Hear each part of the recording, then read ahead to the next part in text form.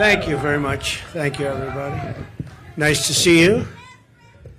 We have a lot of interesting things to talk about, and we have some very specific things. So we'll take our time. We have plenty of time. I think you have plenty of time. I hope you like the weather. It's very nice. Nice place. Nice location. And I do thank you for being here. And we don't have very much heat, so I'd say it's perfect weather for this. The rain is not imminent based on the fact that there are no clouds. So it's really nice. It's really nice. And let's go over some big facts and some very substantial truths about where we stand as a country, because we're a failing nation because of the way it's been run for the last 3.5 years. We're a failing nation. People are coming into our country by the millions and millions and millions. We have no idea who they are, where they come from. But we're also a failing economy. Kamala Harris is a radical California liberal who broke the economy, broke the border, and broke the world, frankly. Very destructive to the entire world, because as we go, oftentimes the world goes. She destroys everything she touches, and if she wins, your finances and your country will never recover. You're never going to recover. A radical left person wants to put price controls all over the place, which will end up driving up your prices, not down your prices. Harris has just declared that tackling inflation will be a day one priority for her. It's going to be day one. But day one, really, for Kamala was 3.5 years ago. Where has she been? And why hasn't she done it? Why hasn't she done it? I hear her complaining all the time. She was the border czar, but she didn't do anything. It's the worst border czar in history. There's never been a border czar so bad. She's been unbelievable in terms of her badness to some of our allies, some of our great allies. You know who I'm talking about. Here is the record of economic calamity that Kamala is desperate for voters to ignore. She cast a tie-breaking votes that caused record inflation. She cast the votes. She's trying to blame Biden, as you know. So it was Biden, but I'm going to do a better job. But it was her. And if she wants to do a better job, she's still got 5 months left, right? But she can't do a better job because she doesn't know how to. And she's of a place in life where she wouldn't know what a better job is. Going to destroy our country. And as a result of Kamala's inflation price hikes, they've cost a typical household a total of $28,000. These are numbers coming from government. They're not coming from me. $28,000 she's cost the typical household. Kamala's inflation nightmare continues to cost the average American family $1,100 every single month. $1,100. Again, government numbers. You're paying $148 more a month on food. That's every month. Average family. Because Kamala and her ideas, and Joe Biden too, I mention him, but he's sort of gonzo. It all started with the debate. I should have been a little bit easy. Somebody said, your debate performance was horrible. I said, why? Because you forced him out of government. But I believe she'll be just as bad. I believe she's maybe in many ways going to be worse, because he wasn't really a radical left, but she is. She's real. He wasn't real. So I think she's going to be, in many ways, easier to beat than Joe Biden. What they did to him was disgraceful, by the way, and it really is a threat to democracy. It was a coup by people that wanted him out, and they didn't do not the way they're supposed to do it. $129 more on energy and $241 more. This is all per month on rent. So you have that, $148, $129, $241, and then many other increases. You add it all up, it's thousands and thousands of dollars that she and he have cost people. The cost of a typical monthly mortgage has doubled since I left office, and that number was about 3 months old from government, and now it's tripled. We had mortgage rates at around 2%, close to 2%, and they're now at 10%, and you can't get a mortgage. So that means it's a lot higher than 10%. I guess it is whenever they want to give over the money, and that's a lot more than 10%. So when you think about double, they've actually quadrupled or more than that. Think of that, quadrupled, which really kills the American dream for young people. Young people are being devastated by what they've done to our country. Grocery prices have skyrocketed. Cereals are up 26%. Bread is up 24%. Butter is up 37%. Baby formula is up 30%. Flour is up 38%. And eggs are up 46%. And many items are up at much higher rates than that. Now Kamala is reportedly proposing communist price controls. She wants price controls. And if they worked, I'd go along with it too, but they don't work. They actually have the exact opposite impact and effect. But it leads to food shortages, rationing, hunger, dramatically more inflation. Their Inflation Reduction Act, by the way, was a disaster. It's what caused the inflation. Their Inflation Reduction Act was a con job. They actually admitted that it wasn't really for inflation that they did it. They don't know why they did it, but they named it the Inflation Reduction Act, which was a very nice name. Got approved based on that. Unfortunately, people didn't understand it. I understood it. I said that's going to cause tremendous inflation, and it did, among other things like energy. She's running on the Maduro plan. We call it the Maduro plan, like something straight out of Venezuela or the Soviet Union. This announcement is an admission that her economic policies have totally failed and caused really a catastrophe for our country, and beyond that, a catastrophe in the world. A little bit unrelated, but not totally unrelated. We have wars breaking out in the Middle East. We have the horrible war going on with Ukraine and Russia. All these things would have never happened if I was president. Would have never, ever happened. And they didn't happen. Since Harris took office, car insurance is up 55%, and they just announced it's going to be substantially higher than that within the next week. They expect big increases in car insurance. It's out of control, and insurance generally. Thanks to Kamala's war on American energy, electricity prices are up 32%. Gasoline prices are up 50% and going higher. Meanwhile, real incomes are down by over $2,000 a year. So the incomes for people are down $2,000 on average a year, government numbers. The typical American has seen a 4% pay cut under Kamala and Biden. Crooked Joe Biden. Credit card debt has exploded by 50% under Harris to a record high. It's now at a record high. It's never been anywhere close. Since March, and by the way, people are going to have to start paying that, and it's not going to be a pretty sight for the next period of time. It could be a substantial time. Since March of 2022, the average middle-class household has lost $33,000 in wealth. How about that? $33,000. That's average. In July alone, 350,000 people were added to the unemployment rolls. It's a lot of people. 350,000 people added to the unemployment rolls. And think of that. That's in 1 month. That's in July. Virtually 100% of the net job creation in the last year has gone to migrants. You know that? Most of the job creation has gone to migrants. In fact, I've heard that substantially more than beyond the number of 100%. It's a much higher number than that, but the government hasn't caught up with that yet. But virtually right now, as of the time they did this, virtually 100% of the net job creation in the last year has gone to migrants. Harris gave work permits and Social Security numbers to more than 3 million illegal immigrants to steal jobs from Americans. So think of that. And, you know, they're having a lot of problems with Social Security. I'm going to be the one to save Social Security, but they're having a lot of problems with Social Security because under their system of putting all of these people into it, it's going to blow up and fail. If she's elected, Social Security will fail. It'll be a blow-up like you've never seen before. It'll be a bankruptcy of the entire system, probably the nation itself.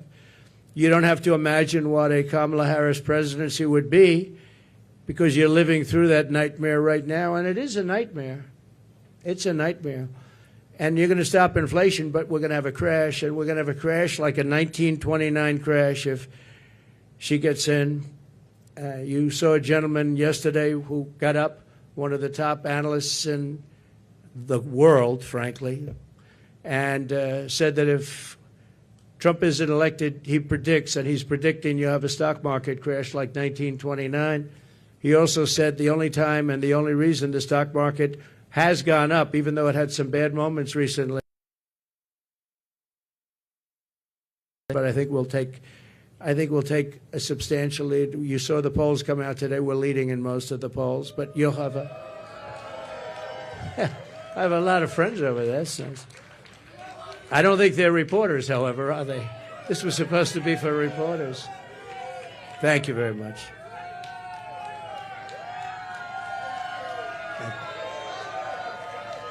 Thank you very much. When I left office, I handed Kamala and crooked Joe Biden a surging economy with no inflation. The 30-year mortgage rate was around 2%. Gasoline had reached $1.87 a gallon. We actually had many months where it was lower than that, but we hit 187, which was a perfect place, an absolutely beautiful number. Real income surged by more than $4,200 a year when I was president. Harris and Biden blew it all up. And if Kamala wins the election, the worst is yet to come. You'll have a real problem in the future because people don't respect her in the world. People don't respect her in the economy. Economists are laughing. They can't even believe this is happening to our country. And she wants to change a free enterprise type country into a communist type country. That's what she knows. She's considered far more radical than Bernie Sanders. That's all you have to know, far more radical. And she picked somebody that's far more radical than Bernie Sanders. He approved a bill recently, tampons in boys' bathrooms. He wants tampons in boys' bathrooms. It's terrible. It's terrible. But that's the person that she picked. Surprising pick to me. I was shocked. He's also got one of the worst run states. Many people are leaving the state, sixth most.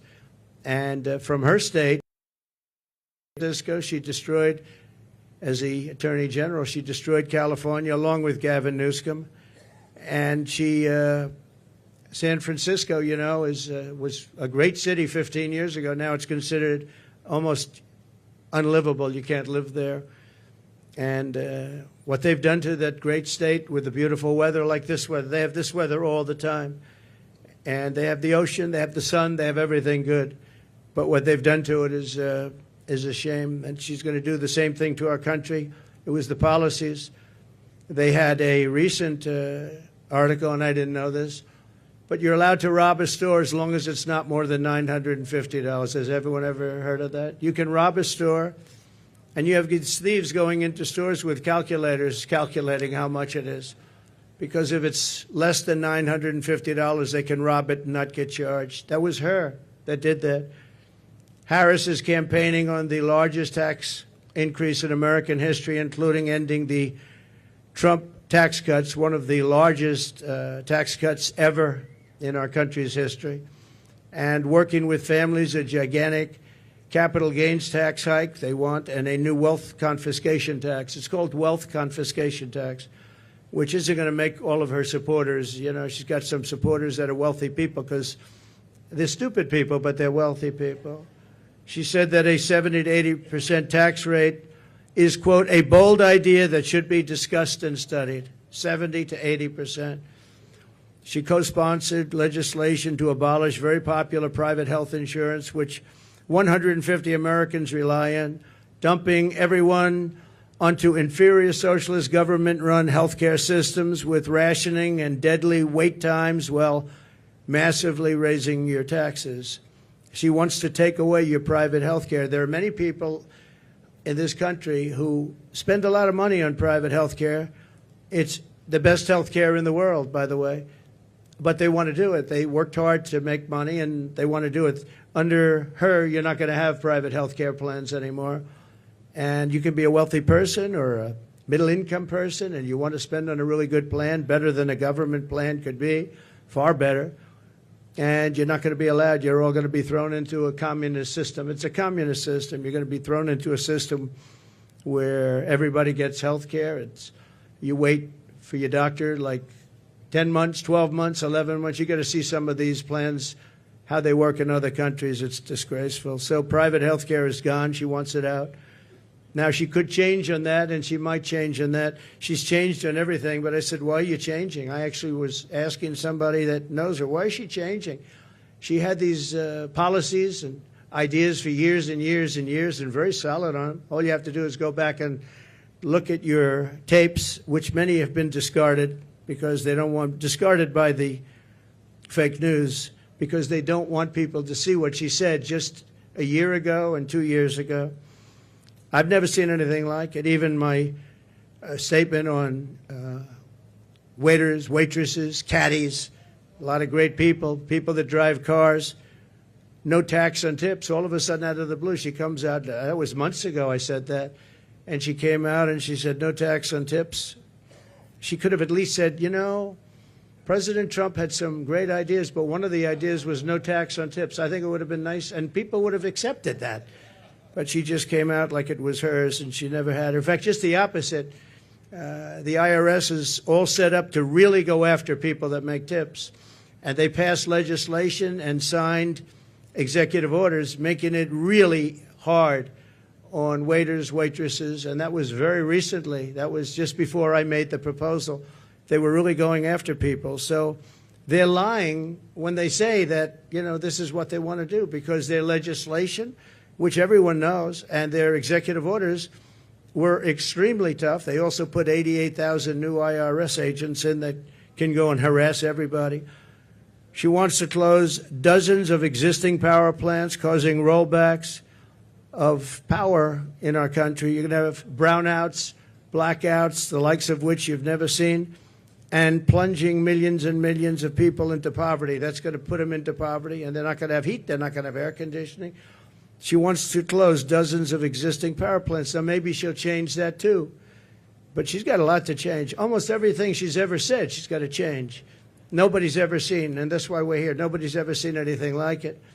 She wants to abolish coal, oil, and natural gas, 84% of U.S. energy supply. And it's the coal and the natural gas, clean coal, I call it, and oil, natural gas that create electricity. And by the way, I'm a big fan of electricity. If we're going to go with the AI, if we're going to do that, I don't know if you know, but we need twice the amount of electricity currently supplied for everything to the entire United States of America. So to be competitive on AI, I was talking to Elon Musk. We had a great discussion the other night. I agree. And he said a big problem is getting the approvals to create all of that energy, all of that electricity, specifically electricity, and you're going to need that for other forms of modern business too. And I'll get it done, but other people aren't going to get it done. They're not going to be able to get it done. As border czar, and she was the border czar. She was, I don't know if she was proudly called border czar, but that's what Crooked Joe Biden called her. She's the border czar. Everybody said it. And then about 2 weeks ago, she didn't want to be called the border czar anymore. She said, oh, I was never the border czar. It doesn't matter. She was the person responsible for the border, and she never went there. She went to a certain location once, but I would have gone there and taken my family to dinner there. That was not a place that is going to the border, a place with no problem. As border czar, she allowed 20 million people, and I believe it's higher than that. People say 13, 14, 12, 10. But now they're all up to around 12, 13, 14. They have no idea, because you have millions and millions of what they call gotaways, the gotaways. Gotaways are people that pour into our country. We have no idea who they are. That's the worst of all. But she allowed at least 20 million people to invade our country, and she wants to give them all citizenship and free government health care and let them raid Medicare and Social Security, which will, again, she will destroy Medicare, she will destroy Social Security. And frankly, there's nothing she can do about it once this happens. There's nothing she can do about it. She called for abolishing ICE. These are great patriots who are tough, tougher than anybody in this audience. Some of those people, I know them over there. Some of those men and a couple of the women, to be honest, they're tough as hell, but they don't want to fight MS-13. I've seen it. They go in. Long Island has had a lot. We got them out. But now they're coming back because of weak policy. And because of things that she wants to do, like defund the police. You know she wants to defund the police. Now, she has since said, no, I don't want to do that anymore. The one thing I see with politicians, they always go back to where they were. She wanted to defund the police, and she wanted to abolish ICE. I was going to say, though, these ICE people are incredible patriots. They're tough as hell, and they go into a pack of MS-13 gang members, the toughest in the world, probably the toughest gangs in the world. They come from different parts of South America, and they want to come in and in Long Island, not too recently, but recently, they carved up with a knife two beautiful 16-year-old girls who were walking to school. And the reason they used a knife instead of shooting them was very simple, because it's more painful. They wanted to watch them agonize. And these are animals, and we have to get them out of our country, or we have to put them in jail because we don't want them back. Sometimes you have to put them in jail because their country doesn't want them back. They'll send them back the way they do. Just so you know, I know all of the people that we're dealing with as the heads of countries. And they're very smart. They're very streetwise. And what they're doing is they're taking all of their criminals, and they haven't brought all of them yet. They brought a lot of them, though. But they'll bring all of them. I'm shocked it's taken so long. If I were in their country, it would have gone a lot faster. I will tell you that I would have gotten them out, too. And they're bringing them into the United States. They're taking their drug dealers and their rapists, murderers, and every criminal, bringing them into the United States. And their crime rates are way down. They're bringing people from mental institutions and insane asylums into the United States, and their population for the mentally ill is way down. They're in the United States. They're dumping them in the United States. They're driving them through a border that's totally open. We stopped them. We didn't let it happen. And when I first came into office, you know the story, that President Obama at the time had no way of getting them back. And I said, I want to get all of the MS-13 in particular out of our country, bring them back to where they came from. A general said, sir, that won't be possible. Why? Because they blocked the airports, they blocked the roads, they blocked everything. You can't do it. I said, so they're making a concerted effort? Yes, sir, they're making a concerted effort. We can't do it. They put planes on the runway so we can't land the planes, sir. And the same thing with the roads. They block up the roads. So if we have buses coming in, they block up the roads. They're totally blocked, and they're terrible. It's been that way for years, sir, all the way back to Bush. It's been that way for years. And I said, well, how much do we pay them in terms of economic development and aid? Sir, we pay them $750 million. I said, that's okay. Call them immediately and tell them we're not paying them anymore. And the following morning, I got a call from the three main culprits. Sir, I'd like to speak to you because I don't understand what the problem is. I said, well, you've sent us gang members, and they send them. Remember that. They send them. They said, you send us gang members, you send us killers, and you send us drug dealers, and you send us horrible people, and when we want to bring them back to your country, you won't accept them. And that's under President Obama and all the way through. And therefore, you're in default. You are in total default of the money that we send you. And we're not going to send you the money anymore. You're not getting any of the $750 million and more. We're not giving you any. You are delinquent. You are delinquent in what you've done. And you're not getting, sir, please, can we talk? I said, yeah, we can talk. What? We would absolutely love to have MS-13 sent back to our country. We think they're wonderful people. They're not wonderful people. They're wonderful killers. But they changed their tune totally. When I said they weren't going to get the money, I don't know why these people don't do it. And the $750 million now is billions of dollars because Biden increased it very substantially. He thinks by sending them money, they're going to send fewer people into our country. How stupid is that? So they're giving them $2.5, $3 billion. The 750, not only did he give it, I didn't even pay after they made the call because I said, you know, you've treated us badly for so many years. We're not going to pay you anyway.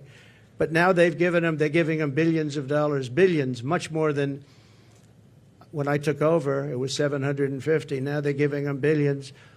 But they said, there must be an understanding, sir. We would love to take them back.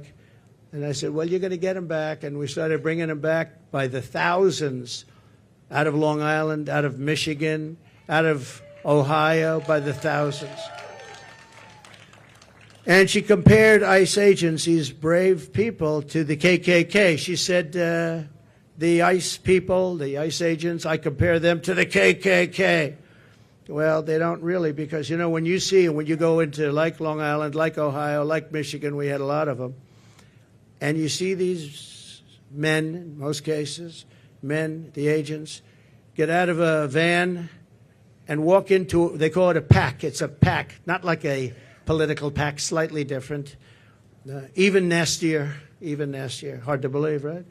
But they would go into a pack of these killers, and all you do, I've seen it so many times, all you do is see fists and feet and hands and fighting, and 2 minutes later they stand up and they walk out, they have them by the feet, they walk them out, or they drag them out, mostly drag them out, put them in paddy wagons, and they bring them back to their country. They take them back to the country, and the country is open arms now, open arms.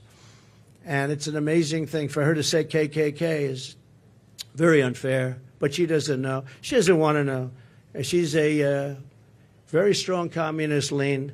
She wants to end detention of illegal alien migrants, releasing vicious monsters into our communities to rape, maim, and murder our population. She endorsed defunding the police and no cash bail nationwide. She was the original no-funder, and the only thing Kamala Harris can deliver is horrific inflation, massive crime, and the death of the American dream. She is in favor of the death of the American dream because everything she does really stops, any one of these items stops the American dream. We want our youth to go back and dream of being successful, someday being really successful and employing lots of people, and you can't get up early enough. I gave up that life for a life of politics. I gave up all of these beautiful places that I have all over the world for a life of being abused by the fake news media. And yet I would do it again. Somebody asked me the other day, would you do it again? I said, absolutely. Why would you do it? Why would you put yourself through? They go after you. They weaponize government. You have to deal with crooked judges that are after you and crooked prosecutors. And the New York court system is vicious and totally biased and, frankly, totally crooked. Why would you put yourself through? I said, because we're going to make America great again. That's what we're going to do. And it's very important.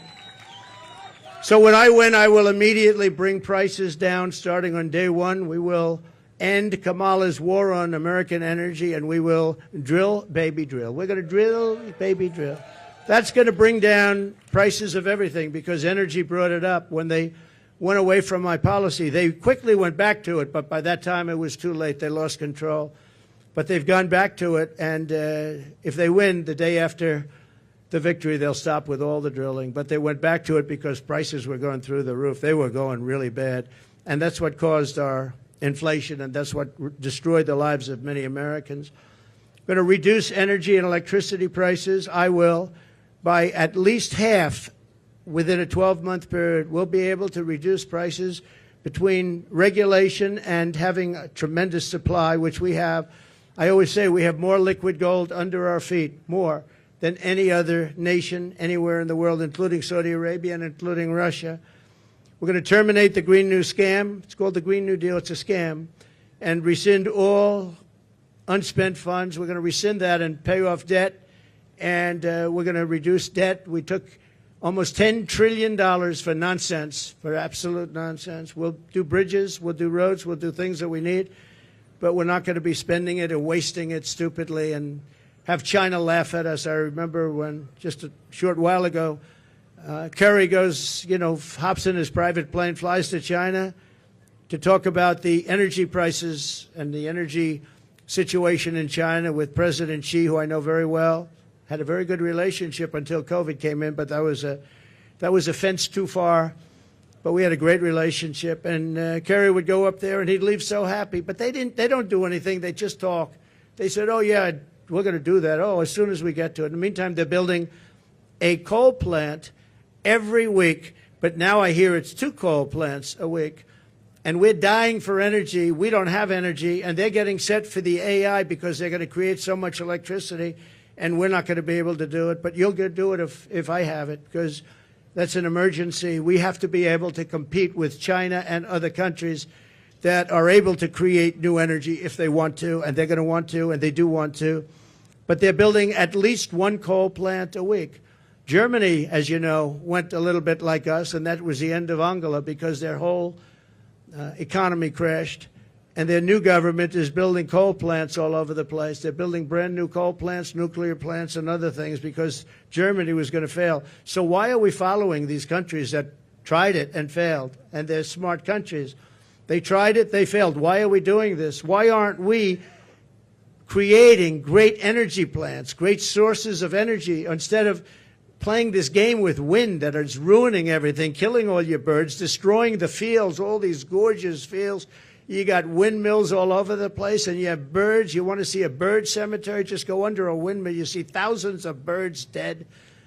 The bald eagle, if you kill an eagle, they put you in jail for years.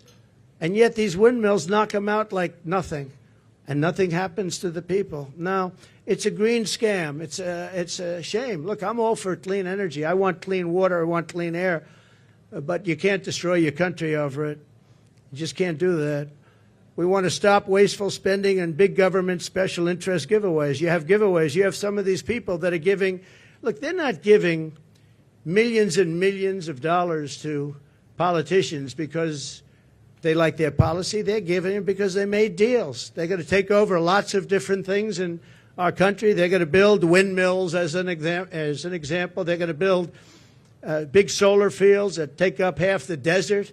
Massive solar fields, and I'm a big fan of solar, but it can't fire our plants. It's not going to fire our plants. Fire up those plants. We got to get them going, and the only thing that can do that is fossil fuel right now. And the only thing that can make electricity, which we all want, is right now fossil fuel and nuclear. And nuclear has its place, a very big place in our country, very big place.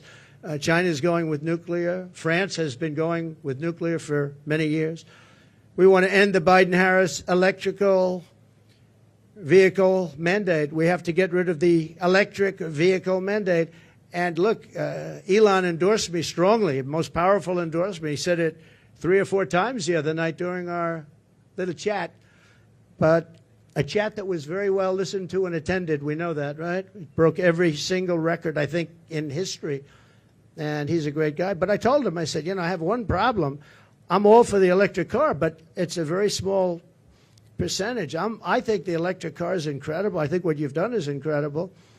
But people are going to want, some people are going to want gasoline-propelled cars. They're going to want hybrids. They're going to want other types of cars. And Elon, you know, they're going to have to do that. And he understands that fully. And I think he was amazed by this electric vehicle mandate. They want it for trucks, too. If you do it for trucks, you're not going to have any. You talk about a supply chain problem. A truck going from New York to Los Angeles, if it's electric, will have to stop 6 times for long periods of time.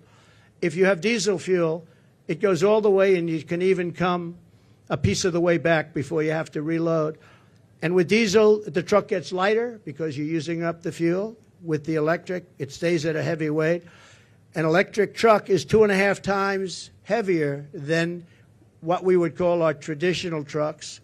And a man from a company said to me, you know, sir, I've been buying trucks. For 50 years I've been buying them, and every single year they got better and bigger and stronger and more powerful and more efficient, more fuel efficient. And now we build apartments in the truck, sir, and you would be proud to stay in those apartments. And then I say, I don't know if I would. But I know exactly what he meant, those big, he said, it's incredible, the trucks. I said, who builds the best truck? He didn't tell me. He said, they all do. You have 4 companies, 5 companies. They all do, sir. They build great ones.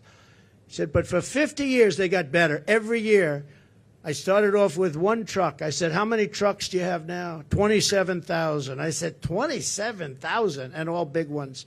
He's the biggest. This is the biggest. He said, for 50 years I've been buying, and every single year they got better, more efficient, stronger. He said, if they make us buy electric trucks, we will go back 70 years because the truck is worse than the one we had 50 years ago.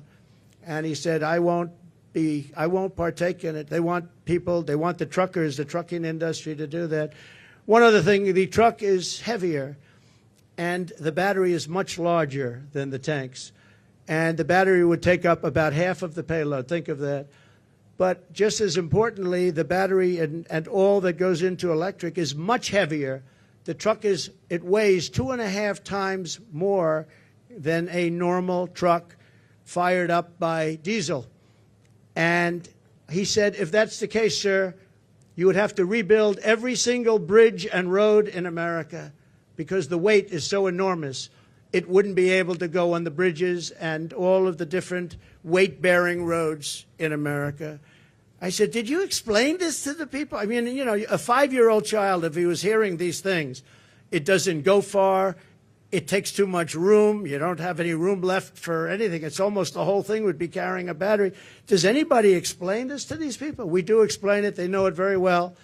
At the end of the meeting, they say, we don't care. Just start making your electric truck. We're not going to do it. We're not going to do it, he said. So we're going to repeal all that. We're going to repeal Kamala's regulatory onslaught, saving households an estimated $5,000 a year at a minimum. The massive tax cuts and no tax on tips. We're going to make sure it gets done. She's not going to get it done. She didn't hear about it until I said it, and then she went out and she went and did it. And the other thing, no tax on Social Security. We're not going to have seniors who have been decimated by inflation pay tax on Social Security, and we'll get through it through growth. We have tremendous growth potential in this country, but not with these people running it, because all they're going to do is take away, and they want to take away your growth and your growth potential. Again, I say it all the time, we're a nation in decline. We're a failing nation. Right now, we're a failing nation, and we're going to soon be a great nation again. That's going to happen. Another thing we're going to do, having to do with a lot of reasons, a lot of things, and the economy in particular, we're going to seal the border. We're going to stop the invasion. We're going to send the illegal aliens back home. We're going to bring down the cost of health care and housing. We're going to make sure that Social Security is not going to be increased in terms of years where people have to wait much longer. I mean, we have an obligation to take care of these people. And just so you know, I didn't do it in 4 years. I never even thought about doing it in 4 years. And they probably don't want to do it, but they're going to have no chance. They're going to have no choice, because a lot of the people that are coming in are being signed into Medicare. They're being signed into Social Security. And it's just going to explode. And it's going to happen very fast, and it's going to be very ugly. It's not going to happen with us. We're going to open up tracts of federal land for housing construction. We desperately need housing for people who can't afford what's going on now. And when we open it up and we take off some of the restrictions and regulations, you know, in California, 50% the cost of a house is regulations. They have to adhere to regulations that bring the cost of the house up by 50%. We're going to bring back our supply chains to stop costly supply chain disruptions. We have tremendous disruptions. I have it all the time, and I think you do too. We order things, and I keep saying, well, when's it getting here? Sir, there's a supply chain disruption. And, I mean, you end up getting stuff like 3 months late now. I don't know, all these geniuses over here, I think we can say that. I'm not sure that you're necessarily as much into it, but they are. And I will say that very often, we have problems with supply chains where I'm waiting for things for weeks and weeks. And I say, by the way, whatever happened to a supply chain, sir? It's not coming in. And it's a terrible thing. Nobody ever thought a thing like that would happen to our country. We're going to restore peace and stability all throughout the world. And you all know Viktor Orban. He's the Prime Minister of Hungary, and a very tough man. He's a good man, but he's a tough man.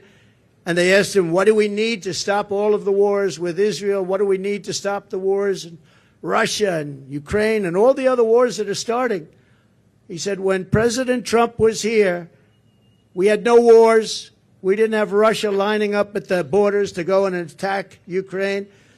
We would have never had Hamas, because Hamas had no money, because Iran had no money. I said to China and everybody else, if you buy from Iran, you can't do business in the United States.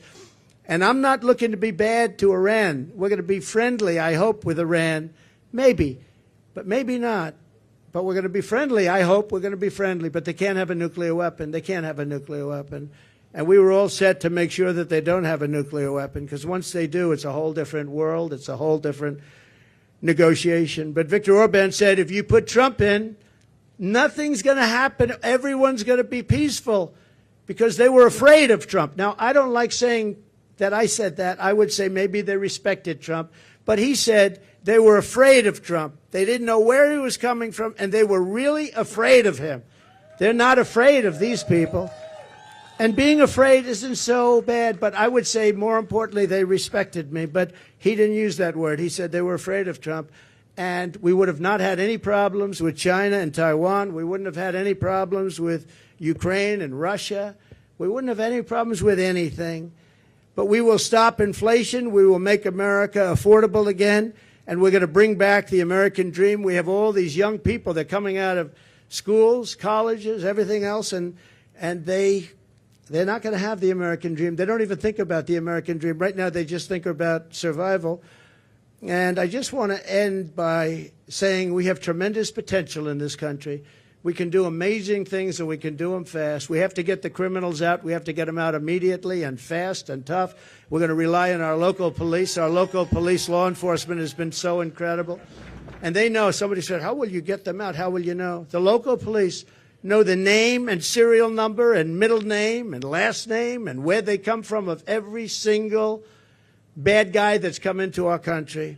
And we're going to rely on local police, and we're going to make sure that they have immunity from prosecution because, frankly, our police are treated horribly. They're not allowed to do their job. You know that better than anybody. They're not allowed to do their job. If they were allowed to do their job, we wouldn't have cities that have crime rates. You look at Chicago. On the 4th of July weekend in Chicago, think of this. 117 people were shot and 17 died. Afghanistan isn't anything like that. And speaking of Afghanistan, the single most embarrassing day in the history of our country. And yesterday I saw they gave $85 billion worth of brand new military equipment that I rebuilt the military. So this was equipment that to a large extent I bought, but brand new. And they had a parade yesterday, a beautiful parade. We were going to get out with dignity and strength. We were there for 21 years. And we were going to keep Bagram because it's 1 hour away. Bagram is this massive Air Force base that I visited. It's a massive base. And we were going to keep it because it's 1 hour, not because of Afghanistan, but because it's 1 hour away from where China makes its nuclear weapons. And they were showing it off yesterday, but the fact is that China now controls Bagram. China, can you imagine that? And we left. We were going to stay there. We were going to keep it. We were going to get out with dignity, strength. We were going to take our soldiers out last, not first. We took our soldiers out first. I dealt with Abdul, and he's still the leader. Strong man, smart man.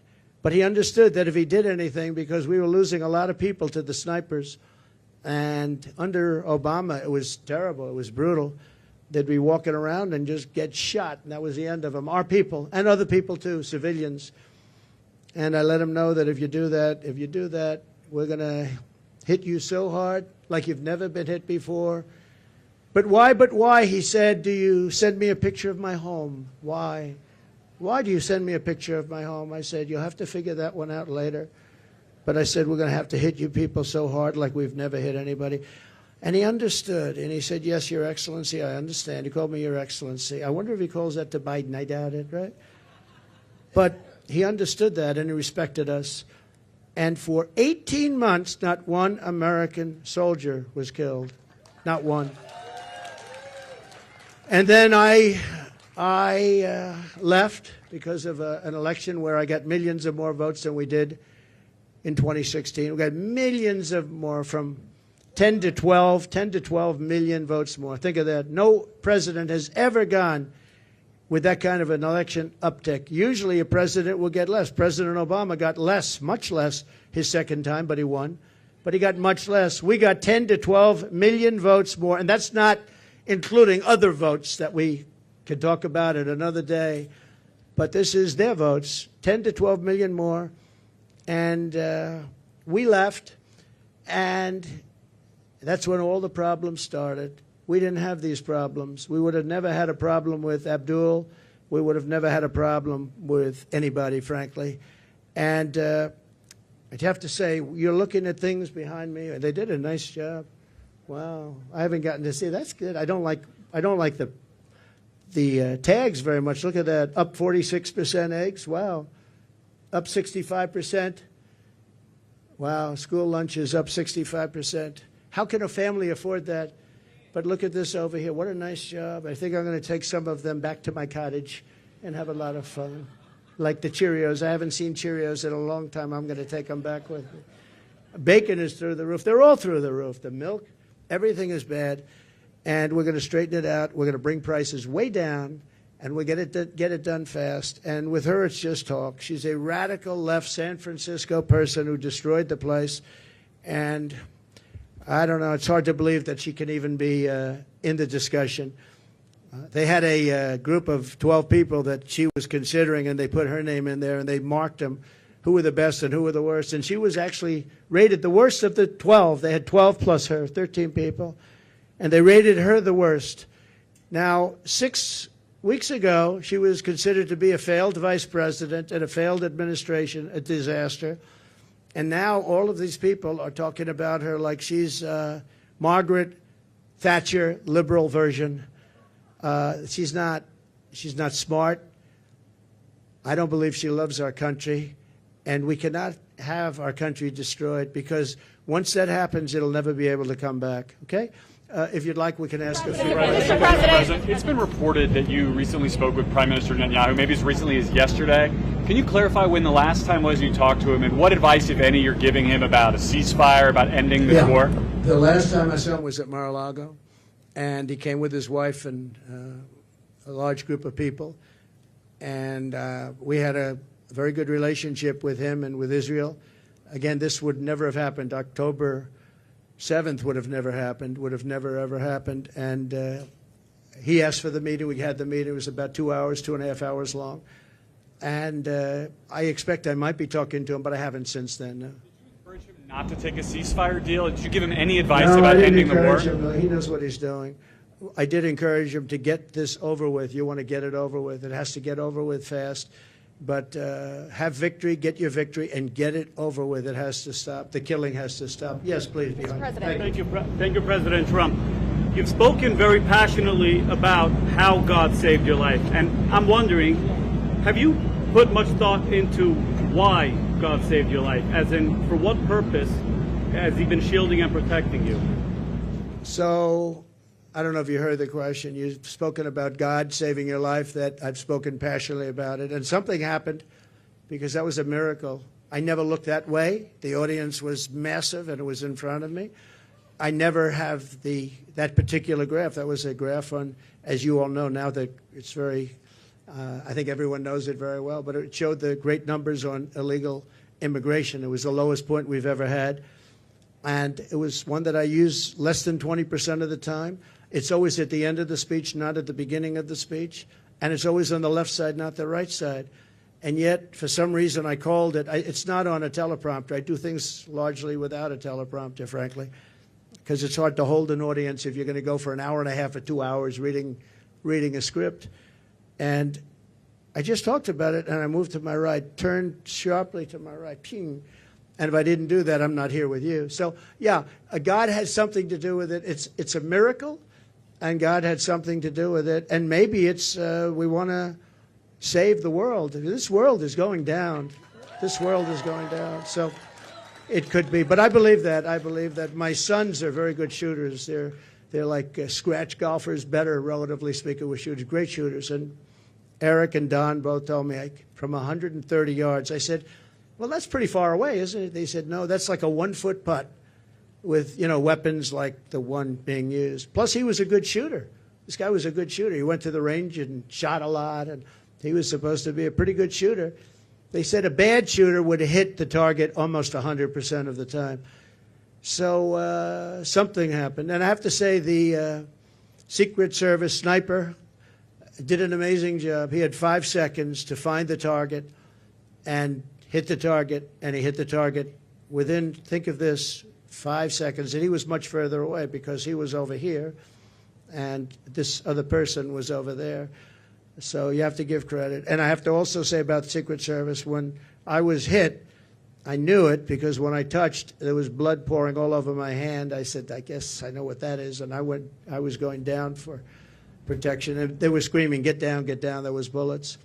And those Secret Service guys were, and person Kate, they were on top of me in a matter of, I think, 3 seconds. It was time dead. And bullets were coming out. I would hear the bullet. I didn't realize you could hear it, but now I know very well those bullets were going right over my head. They were there and very brave. There was nobody that said, I'm not going to be going there. They just, they were there very quickly, and they were very brave. There were mistakes made, obviously. He shouldn't have been up there. The roof should have been taken care of, and there were mistakes made. There's no question about it. But there was a lot of bravery also. We have to remember that. Okay, thank you very much. Mr. President. Brian? Thank you. I'm going to talk about credit card debt for just a second. You've got all It these reached items. a record. It's a record. Credit card. 48% up.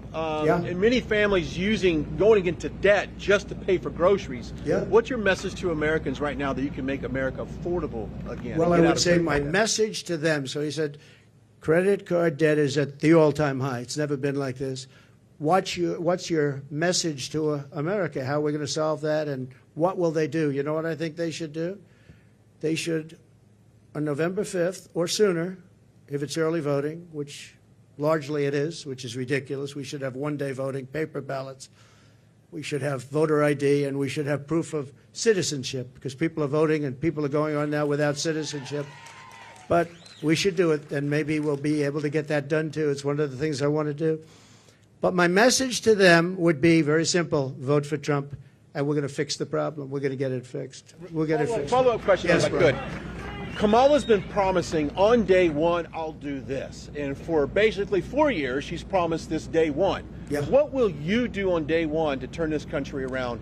So she is saying when she gets in, she's in now, and especially with Biden, because, I mean, he's not in the best of shape. But you know what? She's in there now. She can do anything she wants. And she's still saying, if you elect me, I'll do this, I'll do.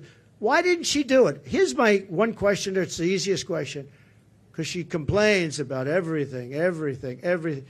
Why didn't she do it? That's all I ask. On day one, we're going to drill, baby, drill, and we're going to close the border, and we're going to let people come in, but they're going to come in legally. They're going to come into our country legally. But on day one, we're going to do many things. You know, I can do a lot of things at one time. But the question's often is, what's the first thing you're going to do? I would say we have a tie. We're going to close the border. We're going to stop the millions of people coming in, and we're going to take all of the criminals that have come in, and we know every one of them. I know. And the local police know better than anybody else. They're going to work with us. I've spoken to a lot of the sheriffs, every police, virtually every law enforcement group in America has endorsed Trump. I don't think anybody's endorsed Kamala. Not one. I don't think anybody's endorsed him. And you know that better than anybody. In Florida, all over California, they've endorsed me. We have the relationship I have with law enforcement. And these are great people, and people that we have to really cherish and respect and let them do their job and protect them. And you'll always have a bad apple in everything. You have bad apples as reporters. That I can tell you many. I'd say about 80%. But you're always going to have bad apples. But you have very, very few when you look at it. Very, very few. You have to let them do their job. You have to protect them. But basically, we're going to drill, baby, drill. We're going to get the energy prices down almost immediately, and we're going to close the border, and we're going to get the crooked ones out, the bad ones out, and we're going to let a lot of people come in, because we need more people, especially with AI coming and all of the different things, and the farmers need, everybody needs. But we're going to make sure that they're not murderers, killers, drug dealers, and the kind of people that we have largely coming in right now. Okay? Mr. President, many of your allies who want you to win in November say your current strategy isn't working, that you need to stop with the personal attacks on Kamala Harris and deliver a more disciplined message.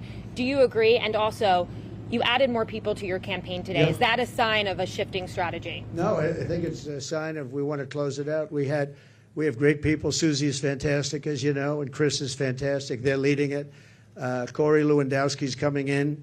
He'll be, personal envoy, or he'll be at some level. They're going to be, they're doing a great job. Look, we've taken, with all of the abuse we've taken from the fake news media, all of this horrific abuse we take, and all I want to do is make the country good. All I want to do is have strong borders and good education. We want to have choice for education. So important, so many different things. You would think it would be the other way. We rebuilt the military. We did so many great things. But that's the way it's been for Republicans, and I guess more so for me than anybody in history, and that's okay, because we're leading in the polls. For the most part, we're leading in the polls. We were leading Biden by a lot. we're leading now, but I think when she's exposed, I think we're going to beat her by a lot more than we would have beaten Biden by, because he had a little group of people that have been voting for him for a long time. She doesn't have that. People don't know who she is. As far as the personal attacks, her because of what she's done to the country. I'm very angry at her that she'd weaponized the justice system against me and other people. Very angry at her.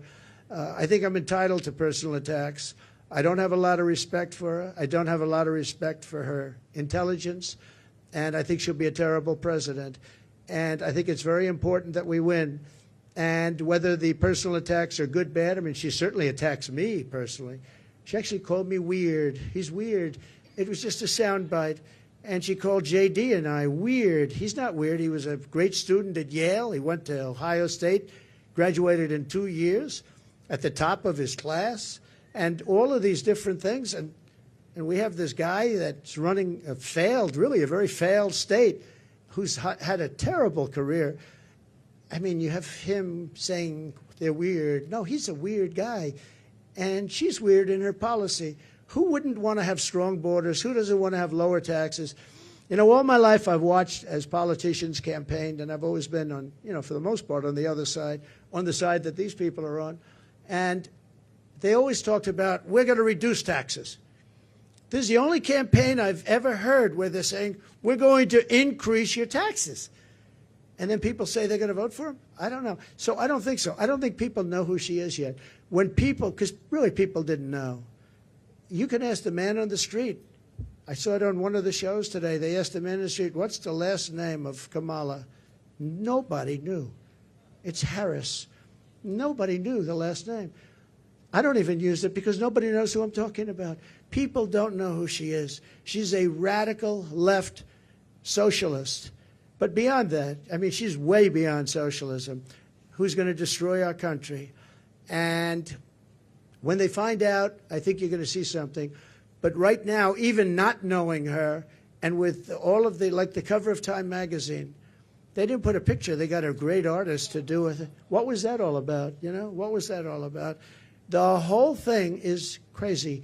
I just want to win for the country. Some people say, oh, why don't you be nice? But they're not nice to me. They want to put me in prison, you know, just so you understand. You know, they tell me I should be nice. They want to put me in prison. It's never happened before in the history of our country. I did nothing wrong.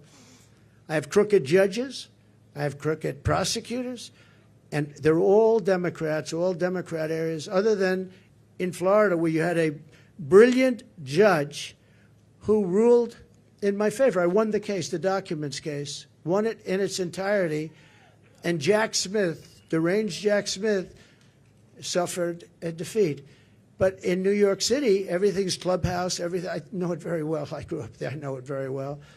And we have a very crooked system. And it's one of the reasons that New York is dying. Nobody wants to come in. No companies want to come in because the courtroom system is so corrupt, both at a federal level and at a state level and a city level.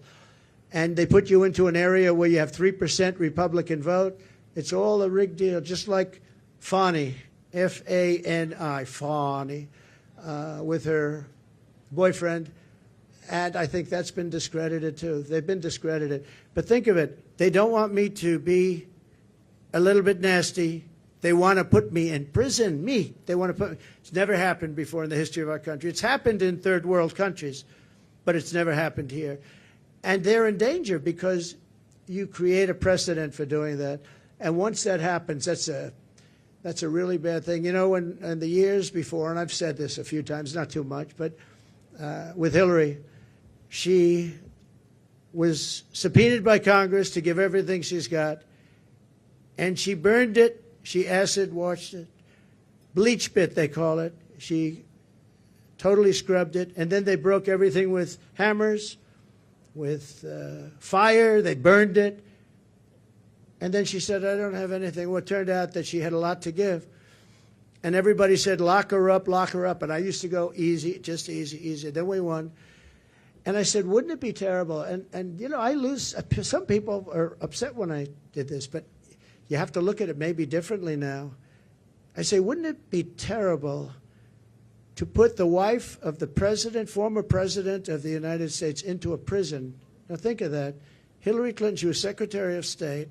She was the wife of a president of the United States who used to be a friend of mine before I ran for politics. He was a friend of mine. He used to play my golf course all the time. I have a great golf course right next to their home in Westchester. He used to be there all the time. It was his favorite course. But you know what? I could have done that very easily. She was so guilty. And I said to my people, wouldn't it be terrible to put, I don't know, wouldn't it be terrible to take, and we won the election, wouldn't it be terrible to take a former Secretary of State who was the wife of the President of the United States and put her into a prison? But that's what they want to do with me. And I did nothing wrong.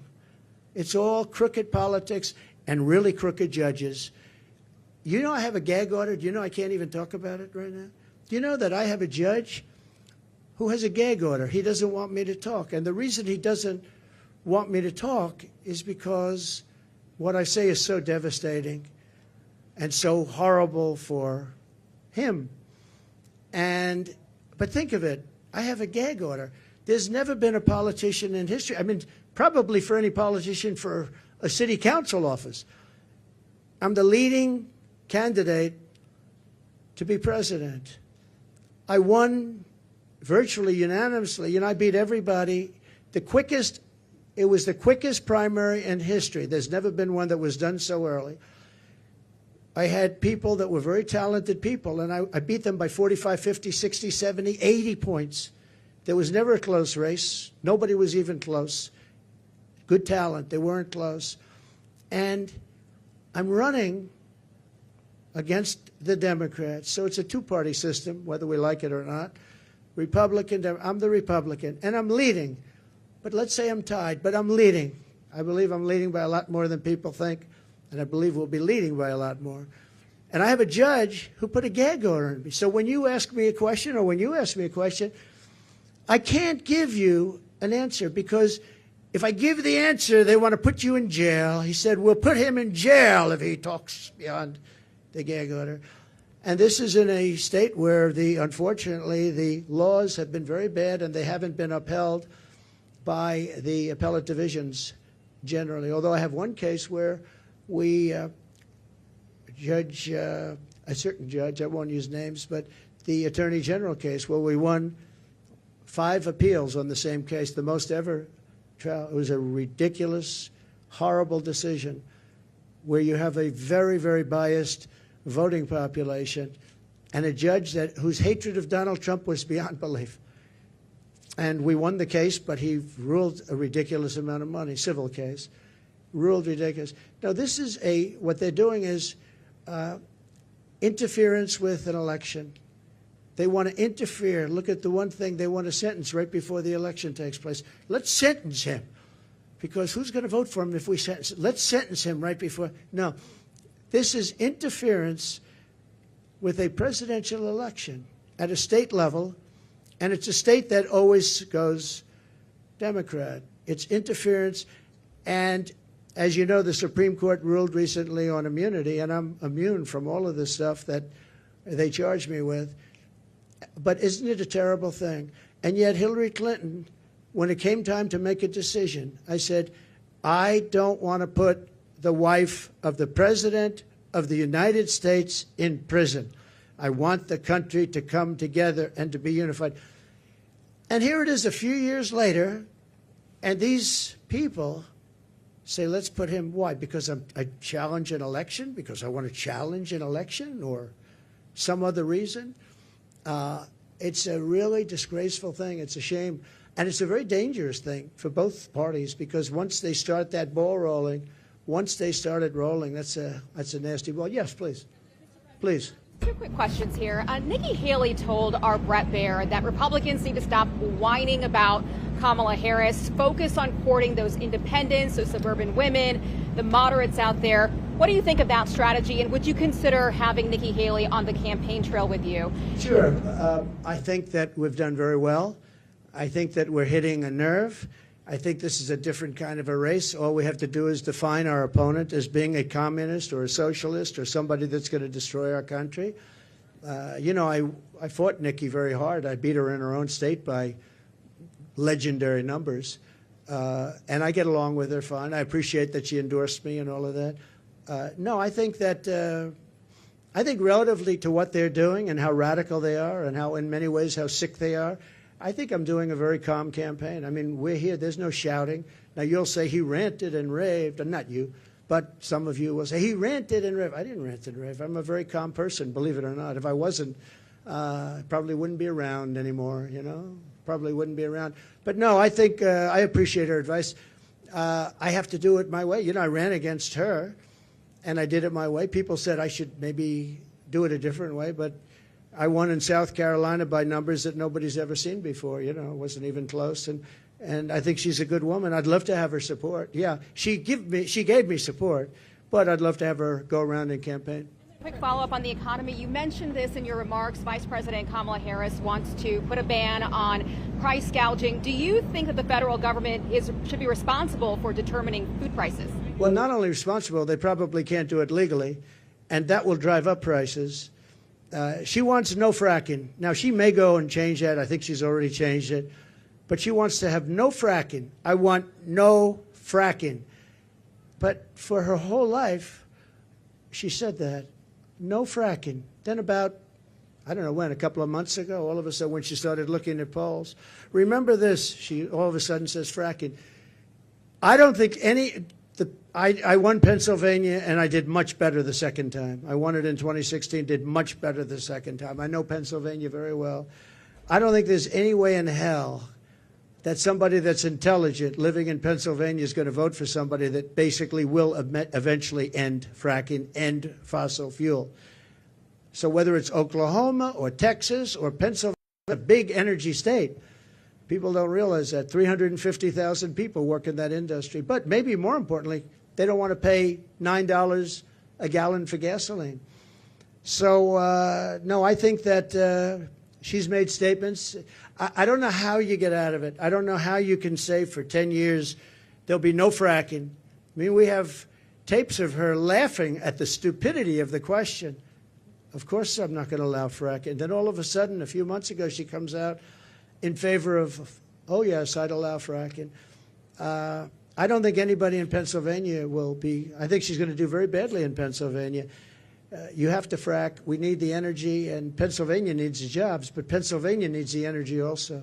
That energy is going to support our new system for AI and all of the other modern things that need massive amounts of electricity and energy, massive. So it's a very good question, actually. But we have to unify as a country. We have to come together, and I think we can. You know, I get that question oftentimes, and I used to think maybe there's no way because, you know, some people want a border, some people don't want a border. Most people do want a border. But there's such a difference in people. But just before COVID coming out, so 3 years, we went a long period of time, and we had an economy going the likes of which no country had ever seen before. I think you would agree. There's never been anything like it. And people were coming together. People were calling me I would call them radical left. But I would say very liberal people, very progressive people. They came to me. We would like to get together. In fact, we worked out criminal justice reform. I was the only one that could have done that. I won criminal justice reform, and I got that for black leaders that came to see me. Criminal justice reform. Obama couldn't do it. Biden wouldn't even try. But nobody could do it. I got that done. And I got conservative votes to get it done. They needed at least 5 very conservative votes. It was very hard to do. I got that done. Our country was coming together. And, you know, I can tell you the story of criminal justice reform. When you do that, that means that's a big step. But I was seeing people that were not seeable, that I wouldn't want to see them and they wouldn't want to see me. And all of a sudden, I was having lunch with people that, if I told you who they were, you wouldn't even believe it. Our country was coming together. Success was bringing our country together. And it can be done. Success will bring our country together again. It can be done. It was an amazing phenomenon. And I used to say, I don't know, it's awfully tough to get it together. I've never seen anything like it. Like, for instance, me getting criminal justice reform done. And I did that with Democrats and some very conservative Republicans who said it's very unfair where people are staying in jail for 35, 40 years. And today they wouldn't even be charged with a crime for what they did. and we got it done, and I was very proud of it. But our country was coming together. The black population had the best numbers they've ever had on jobs, on income, on everything. The Hispanic population had the best numbers. Asian population, men, women, young people with diplomas from the best schools, Harvard, MIT, the Wharton School of Finance, they're all coming together, and everybody was happy. And young people without a high school diploma, the best MIT students and people without a diploma were all working. They were making more money than they've ever made. There wasn't one group that wasn't doing better than it was the year before, 2 years before, or 10 years before. It was the best our country had ever done, and we were leapfrogging China. China didn't have a chance. I took in hundreds of billions of dollars in tariffs from China. Hundreds of billions of dollars. No president ever took in 10 cents. And what happened was an amazing thing. We had a great, successful country, and our country was unifying. It was the first time anyone's seen it, but our country was unifying. From some of the polling out there, I know you're saying that you're leading in some polling, but there is other polling out there. A Fox News poll out just yesterday has you up by just 1 point. How do you break away? 1 or 2 points, yeah. And Fox News has always been my worst poll, believe it or not. And even Fox News had me up by 1 or 2 points yesterday. Came out, I think, 2 points, 1 point. I also think, I tend to poll low. In some cases, really low. In 2016, I was polling low because people didn't want to say who they're voting for. I don't know if that's supposed to be a good thing or a bad thing, but it is what it is. And we did very well in 2016, and we did much better in 2020, much better, but bad things happened. Through COVID, very bad things happened, so we're not happy about that. Yes, I've seen you around a little bit, so go ahead, please. Mr. President, thank you for doing Thank you very much. Thank you. So you talked about how COVID from China was a fence too far. What's your plan for holding China accountable if you get reelected? Well, I want to get along with China. I had a great relationship with President Xi. We made a fantastic trade deal, $50 billion of farm products and manufacturing products they had to buy here, and they were adhering to it. They don't adhere to it anymore because they don't respect Harris or Biden. But as you know, we signed a trade deal with China, and it was actually better than even the USMCA. It was a great trade deal. China had to buy $50 billion, not $15 billion, not anything else, $50 billion. And it was a great trade deal. I think that that's one of the underrated things. I think we'll have a great relationship with China. I hope we're going to have a great relationship. But it's got to be a fair relationship. China was taking advantage of the country for years. But so was every other country, in all fairness to China. Every single country was taking advantage of the United States. I can't think of one country where we were doing better than them. Japan was taking, Abe was my dear friend, one of the great men, great leader. But all of these countries were, I used to say, who signs these agreements? It's amazing that we economically survived because we had such bad negotiators, or people were getting paid off. I actually looked at some deals. I'd say nobody could be so stupid to sign a deal that's so one-sided. Whoever made this deal has been paid off. And then I'd look into it a little bit, and all of a sudden he's working as an agent for that country 3 years later, 5 years later. Now, we change a lot of those deals. South Korea, we changed the South Korea deal. We made it from a horrible deal to a good deal. I changed the Japan deal. But I made a great deal with China. They had to buy $50 billion worth. They never bought anything like that. In fact, it was a misunderstanding. When I said the people were negotiating, what number are we talking about? They said 15. I thought they said 50. So when they came back to me, they said, sir, we're all set to get it going. I said, good, what's the number? 15. I said, you told me 50. Why are we going down to 15? They said, no, we said 15. I said, you told me 50. Actually, I heard them wrong. They said 15, but I heard them wrong. So I said, go back and get 50. And we got 50 instead of 15. And it was great. You know, I really think that we can have a great relationship with China. We can have a great relationship with a lot of countries that right now. One of the things with China, I know as much as any country, but all of the countries, the one thing is they have to respect you. If they don't respect you, and you know, I was very tough in countries like Japan, and yet Abe, who was a great man, assassinated, horribly assassinated. He was a great man. He was a great leader. But I believe, and I was very tough on him. I was very tough on Russia. Russia, I was probably the toughest. I ended Nord Stream 2. I ended the biggest deal they've ever done, the biggest pipeline in the world, the biggest. All of Europe was going to be supplied by Russia, and I ended the deal. It was dead. And then Biden comes in and approves it.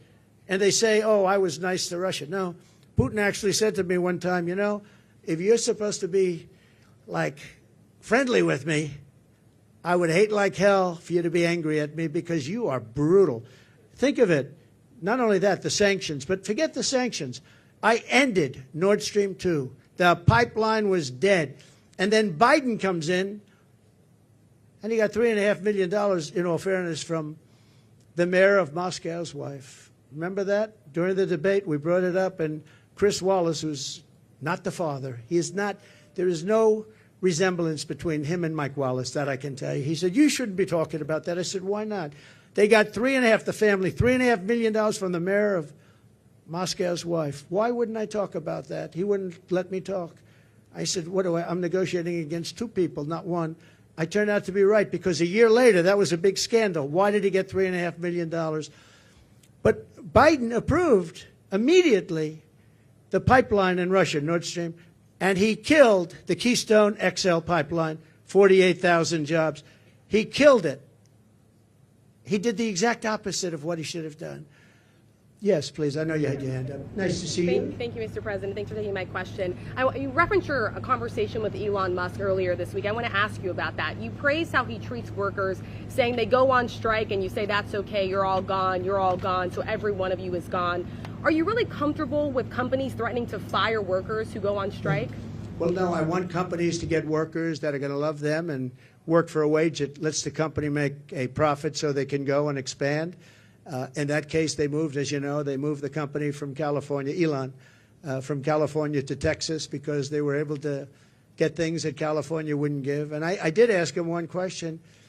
You're moving a very big company out of California that's been there for years into Texas. Did the governor ever call you and say, like, let's work it out because we don't want to lose you? And he said he never called. Governor Newsom, he never called. And you would have thought, if I were governor of California and if Elon or anybody else, they have oil companies leaving, I would be calling. But no, Elon wants to run an efficient company, and if he has to he got rid of a lot of people on X or former Twitter. A lot of people gone, and it still works. It still works. So you got to run the company productively, and there are going to be a lot of jobs around. I want it so that a person doesn't get lucky and find a job. I want a person that can look for 10 jobs, and all 10 companies want them, and you negotiate much more than you'd get by doing what you just suggested. So, you know, he's a strong man. He's a strong guy. He's a brilliant guy. And he wants to get the best he can, and he wants to get the best workers. He pays a lot of money to a lot of his workers. It's, to a certain extent, supply and demand. But ultimately, that's what's going to lead to a great country. So. Just to follow up on that really quickly, because some people took that as you saying that you would be comfortable with companies threatening to fire workers. Sean O'Brien, who spoke at the Republican National Convention, saying that firing workers who are wanting to organize or striking is economic terrorism. So just to be clear, that's something that you are well, not that's not, yeah, they weren't organizing against Elon. He let them go because he was having a lot of problems in California. They were making it impossible for him. In California, what they were doing with the taxes and everything were making it impossible for him. And Sean O'Brien's a great guy from the Teamsters you're talking. Yeah, Sean is great. I think Sean would understand it better than anybody. Don't forget, the unions are really threatened by what's coming in, by these millions and millions of people coming in. Sean O'Brien understands that. The black population is absolutely threatened. The Hispanic population is absolutely threatened because these people are coming in. They're going to take their jobs. They're going to make it very, very hard. What's happened in our country is very dangerous, very bad thing.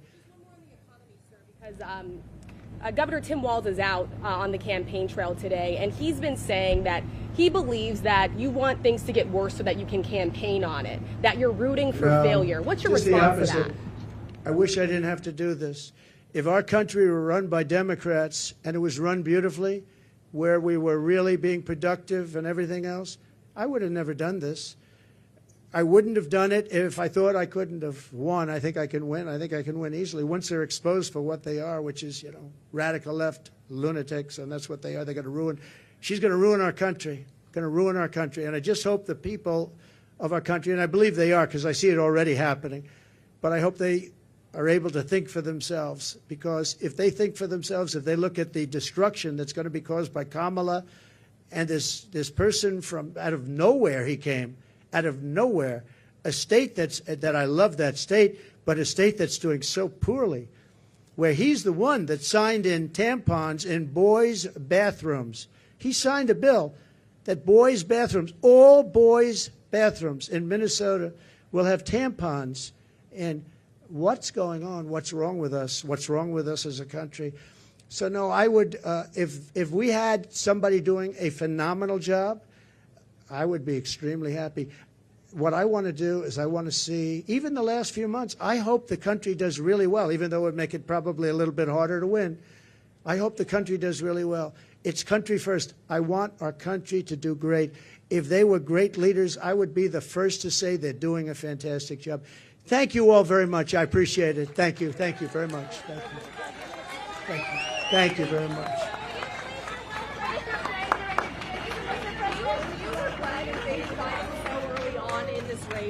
What? Do you regret debating President Biden so early on in the race? Do I regret debating Biden? So it was his request. He said we should get the debates on early, and I was willing. Don't forget, I got CNN, I got Jake Tapper and Dana Bash. They're not Trump people. They wanted to have a debate where their mics are turned off when the other person's answering the question. They gave me every single thing that I couldn't approve, and I said, yeah, I'll do it. So they got the debate on their terms. They got the network that they dreamt of. But that was really his decision. I had to decide whether or not I felt I wanted to debate him. And I think they didn't want to debate, but I agreed to every single thing. It was a debate where they said, we'll give him something that it'll be impossible for him to accept, and I accepted all the terms, other than when they had us sitting down at a desk, and I said, I think that makes us look bad. I don't want to sit down. Let's stand up. And they agreed to that. Other than that, we gave them CNN, we gave them Dana, and we gave them Jake. And by the way, I have to say, Jake Tapper and Dana Bash were unbelievably straight and honest, and I give them a lot of credit for that. A lot of people were saying you couldn't have a fair debate. I think we have that with ABC. I have some people at ABC that don't like me too much. I find it to be about the worst. George Slobodanopoulos. I have a lot of people at ABC that I find it to be actually the most unfair of all the networks, and they want to do it on ABC. Whatever, I don't mind. The question that you're asking, though, about whether or not the debate should have happened would have been a better question to ask of Joe Biden, because had he not done the debate, he would still be running for president and people would be hiding him, just like they're hiding her right now. You know they're hiding her no different than him, because I believe she's grossly incompetent, and I don't think that when people hear what she has to say, they're going to buy it. Thank you all very much. Thank you.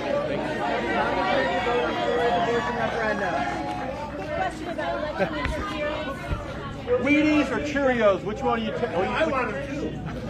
Which one are you picking? What happened to all these groceries? She's 100 years old. She wants my autograph. I think we should do it. Go do it.